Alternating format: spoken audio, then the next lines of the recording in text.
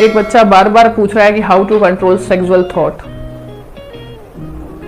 पहली बात तो सबसे पहली चीज है मोबाइल से दूरी बना के रखो, ठीक है। दूसरी चीज है कि जो लोग वेले होते हैं ना, वेले कहने का मतलब जिनके पास कोई काम धंधा नहीं होता है, ठीक है, उनके दिमाग में थॉट ज्यादा आते हैं, क्योंकि जब आप अपना काम करोगे, जब आप अपने काम में बिजी रहोगे, आपको इतना समय नहीं मिलेगा इन चीजों के बारे में सोचने का।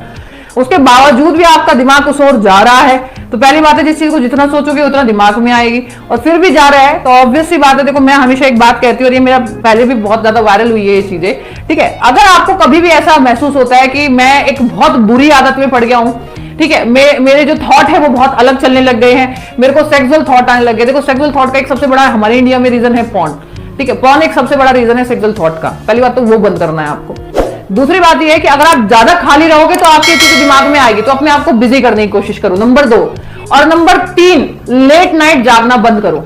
कहीं ना कहीं ये बिल्कुल सही बोला गया है, ठीक है, हिंदुत्व में भगवत गीता में बहुत जगह बहुत सही बोला गया है कि जितनी ज्यादा आप रात को जागते हो, आपके अशुद्ध विचार तो ज्यादा ही बढ़ जाते हैं। एक तो होता है कि आप रात को जाग रहे हो, काम कर रहे हो, तो आपका ध्यान कहीं और भटक रहा है, कोई दिक्कत नहीं है, मतलब ध्यान कहीं और लग रहा है, भटकना गलत है।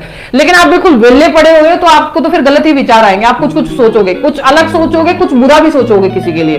तो अगर आप रात को काम कर रहे हो कुछ, तो ऑब्वियस सी बात है कि भाई अपने आप को बिजी रखो, नहीं तो खाली मत पड़े रहो। दूसरी बात है कि अगर आपको ऐसा लगता है कि आपके अंदर बुरे विचार आते हैं, तो भैया 9-10 बजे तक सो जाओ, सुबह 6 बजे उठो, 5 बजे उठो, पूजा करो, पढ़ो, अपने आप ही चेंज हो जाएगा।